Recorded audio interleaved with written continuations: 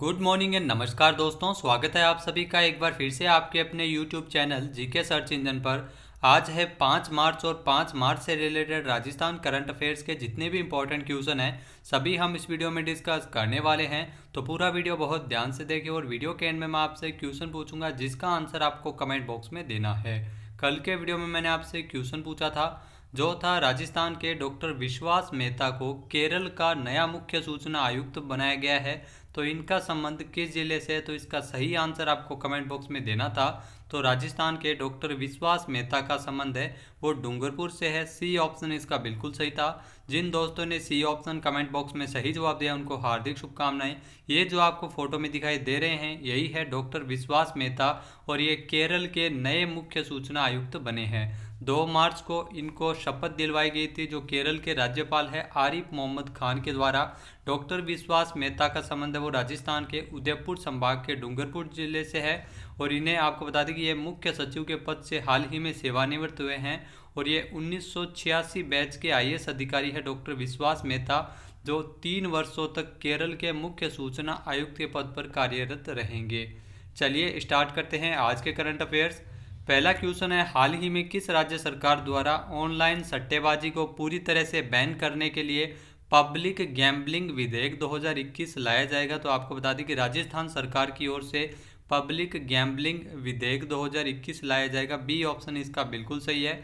Online सट्टेबाजी को पूरी तरह से बैन करने के लिए ये विधेयक है वो प्रस्तुत किया जाएगा राजस्थान सरकार की ओर से। आइए जानते हैं इंपॉर्टेंट फैक्ट्स। तो राजस्थान में कांग्रेस की अशोक गहलोत सरकार की ओर से जुआ और ऑनलाइन सट्टेबाजी को पूरी तरह से बैन करने के लिए राजस्थान सरकार की ओर से इसे सामाजिक बुराई मानते हुए राजस्थान पब्लिक गैम्बलिंग ऑर्डिनेंस 1949 के स्थान पर नया विधेयक राजस्थान पब्लिक गैम्बलिंग प्रिवेंशन विधेयक 2021 है वो राजस्थान सरकार की ओर से लाया जाएगा विधानसभा में। इस विधेयक में ऑनलाइन जुआबाजी और सट्टे को रोकने के लिए कठोर प्रावधान है वो बनाए गए हैं। राज्य के गृह विभाग की ओर से विधेयक को कैबिनेट के सर्कुलेशन के माध्यम से मंजूरी प्रदान की गई है। इसे मौजूदा विधानसभा सत्र में इस विधेयक को पेश किया जा सकता है। तो राजस्थान सरकार की ओर से जो सट्टेबाजी को रोकने हेतु राजस्थान पब्लिक गैम्बलिंग विधेयक 2021 है वो लाया जाएगा। इस विधेयक में जुआबाजी को रोकने के लिए अलग अलग तरह से धाराओं में सजा की अवधि एवं आर्थिक दंड में बढ़ोतरी करने के साथ साथ कई प्रावधानों का जिक्र किया गया है और इसे मामलों में पुलिस को तुरंत कार्यवाही भी करनी पड़ेगी। नेक्स्ट यहाँ पे क्वेश्चन है, राजस्थान में अंतर्राष्ट्रीय महिला दिवस के अवसर पर 8 मार्च को महिलाओं को निशुल्क यात्रा की घोषणा किसके द्वारा की गई है। तो राजस्थान के मुख्यमंत्री अशोक गहलोत द्वारा यह घोषणा की गई है। बी ऑप्शन इसका बिल्कुल सही है। अंतर्राष्ट्रीय महिला दिवस आपको बता दें कि 8 मार्च को मनाया जाता है और इस अवसर पर राजस्थान में जो महिलाओं के लिए निशुल्क बसों में निशुल्क यात्रा की घोषणा है वो मुख्यमंत्री अशोक गहलोत द्वारा की गई है। आइए जानते हैं इंपॉर्टेंट फैक्ट्स। तो राजस्थान के मुख्यमंत्री अशोक गहलोत द्वारा अंतर्राष्ट्रीय महिला दिवस के अवसर पर 8 मार्च को निशुल्क यात्रा है वो करवाई जाएगी, जिसमें महिलाओं एवं बेटियों के लिए 8 मार्च को निशुल्क बसों में यात्रा किए जाने को भी मंजूरी प्रदान की है। राजस्थान राज्य पथ परिवहन निगम की बसों पर ये आदेश लागू होंगे। राजस्थान राज्य पथ परिवहन निगम की बसों में यात्रा करने वाली सभी महिलाओं एवं बालिकाओं को निशुल्क यात्रा की सौगात दी जाएगी 8 मार्च को। और इसी तरह हर साल 8 मार्च को निशुल्क यात्रा की है वो घोषणा राजस्थान सरकार की ओर से की जाती है। 8 मार्च को अंतर्राष्ट्रीय महिला दिवस इंटरनेशनल वीमेंस डे मनाया जाता है। पहली बार 1996 में अंतर्राष्ट्रीय महिला दिवस मनाया गया था।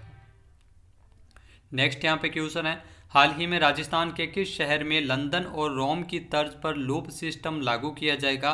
तो आपको बता दें कि लंदन और रोम की तर्ज पर जो यातायात हेतु लूप सिस्टम है वो राजस्थान के जोधपुर में लागू किया जाएगा। ए ऑप्शन इसका बिल्कुल सही है।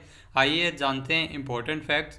तो राजस्थान के जोधपुर में ट्रैफिक के बढ़ते दबाव को देखते हुए लंदन और रोम की तर्ज पर लूप सिस्टम लागू किया जाएगा। 4 मार्च को आपको बता दें कि 9 बजे से लेकर सुबह और रात्रि 9 बजे तक शहर की प्रमुख 3 सड़कों पर लूप सिस्टम लागू किया था। इसका प्रयोग सफल होने पर प्रशासन की ओर से स्थायी रूप से इस लूप सिस्टम को लागू किए जाने पर विचार किया जाएगा। अगर यह प्रयोग सफल रहता है तो जोधपुर देश का पहला ऐसा शहर बन जाएगा जहां लूप सिस्टम है वो कार्य करता है। लूप सिस्टम के माध्यम से ट्रैफिक है वो एक तरफा चलेगा। इससे शहर में यातायात का दबाव कम किया जा सकेगा और यातायात है वो फ्री फ्लो होके चलेगा। तो जोधपुर में लूप सिस्टम है वो लागू किए जाने का विचार है वो बनाया जा रहा है।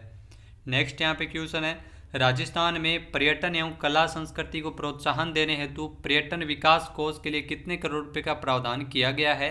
तो राजस्थान में पर्यटन विकास कोष के लिए 500 करोड़ रुपए का प्रावधान किया गया है। बी ऑप्शन इसका बिल्कुल सही है। आइए जानते हैं इंपॉर्टेंट फैक्ट्स। तो राजस्थान में पर्यटन कला एवं संस्कृति को प्रोत्साहन देने हेतु राजस्थान सरकार की ओर से पर्यटन विकास कोष के लिए 500 करोड़ रुपए का बजट रखा गया है। इसमें 200 करोड़ रुपए की राशि से पर्यटन के हेतु प्रदेश की टूरिस्ट डेस्टिनेशन के रूप में ब्रांडिंग की जाएगी और 300 करोड़ रुपए के आधारभूत संरचना और निवेश आदि के लिए खर्च किए जाएंगे। राजस्थान की अशोक गहलोत सरकार ने 1 सितंबर 2020 से राज्य में नई पर्यटन नीति 2020 को लागू किए जाने की भी घोषणा की गई थी। तो नई पर्यटन नीति है वो राजस्थान में 1 सितंबर 2020 से लागू हुई है। इसके अलावा नई पर्यटन नीति के तहत मुख्यमंत्री की अध्यक्षता में पर्यटन सलाहकार समिति का भी गठन किया गया है। तो 500 करोड़ रुपए की राशि है वो पर्यटन विकास कोष के लिए रखी गई है। नेक्स्ट यहाँ पे क्वेश्चन है, हाल ही में उत्तर प्रदेश हिंदी संस्थान की ओर से साहित्य एवं हिंदी भाषा के प्रचार में अपने महत्वपूर्ण योगदान के लिए 2019 का सौहार्द सम्मान है वो किसे प्रदान किया गया है? तो आपको बता दें कि सौहार्द सम्मान है वो प्रोफेसर बलवंत एस जानी को प्रदान किया गया है। सी ऑप्शन इसका बिल्कुल सही है, उत्तर प्रदेश हिंदी संस्थान की ओर से। आइए जानते हैं इंपॉर्टेंट फैक्ट्स। तो उत्तर प्रदेश हिंदी संस्थान की ओर से 2019 के पुरस्कारों की घोषणा की गई है, जिसमें प्रोफेसर बलवंत एस जानी को जो साहित्य एवं हिंदी की भाषा के प्रसार के लिए महत्वपूर्ण योगदान के लिए 2019 का सौहार्द सम्मान प्रदान करने की घोषणा की है। प्रोफेसर बलवंत एस जानी है वो जनार्दन राय नागर राजस्थान विद्यापीठ डीम्ड विश्वविद्यालय उदयपुर के कुलाधिपति है और कुलपति, और इसको यूपी के अंतर्गत जो उत्तर प्रदेश हिंदी संस्थान की ओर से इन्हें यह पुरस्कार प्रदान किया जा रहा है। तो उत्तर प्रदेश हिंदी संस्थान की ओर से साहित्यकारों को पिछले कई वर्षों से यह पुरस्कार है वो दिया जाता रहा है। सम्मान स्वरूप प्रोफेसर जानी को 2 लाख रुपए एवं प्रशस्ति पत्र से नवाजा गया है। नेक्स्ट है, मुख्यमंत्री अशोक गहलोत द्वारा निवेश प्रोत्साहन योजना के लिए संचालित की गई रिप्स योजना के तहत कितने करोड़ रुपए के अतिरिक्त प्रावधान को स्वीकृति प्रदान की है? तो रिप्स योजना के तहत हाल ही में सीएम अशोक गहलोत द्वारा 471 करोड़ रुपए के अतिरिक्त प्रावधान को स्वीकृति प्रदान की है। बी ऑप्शन इसका बिल्कुल सही है। आइए जानते हैं इंपॉर्टेंट फैक्ट्स। तो सीएम अशोक गहलोत द्वारा राजस्थान में उद्योगों को बढ़ावा देने, निवेश प्रोत्साहन करने हेतु जो योजना है रिप्स योजना, उसके तहत लंबित दावों के निस्तारण के लिए तकरीबन 471 करोड़ रुपए के अतिरिक्त प्रावधान को स्वीकृति प्रदान की है।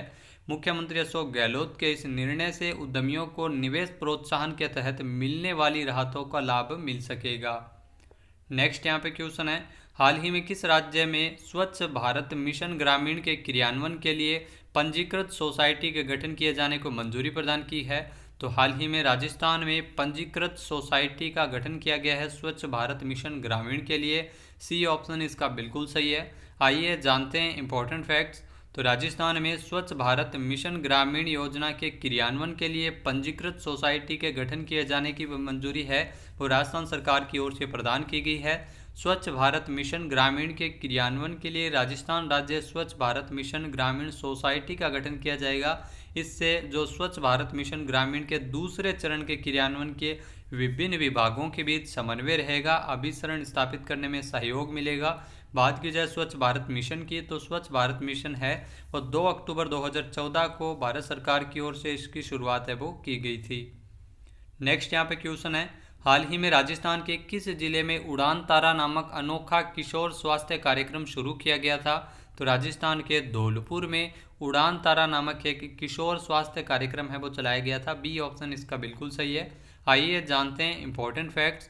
तो 2 फरवरी को राजस्थान के धौलपुर में उड़ान तारा नामक एक अनोखा किशोर स्वास्थ्य कार्यक्रम है वो चलाया गया था और इस कार्यक्रम के माध्यम से पाठ्यक्रम के हिस्से के रूप में अच्छी तरह से प्रशिक्षित शिक्षकों को स्वास्थ्य कार्यक्रम से जुड़े सभी 1151 सरकारी और 400 निजी स्कूलों में कक्षा 6 से 12 तक के 1,50,000 से अधिक छात्रों तक इस कार्यक्रम को पहुंचाया जाएगा।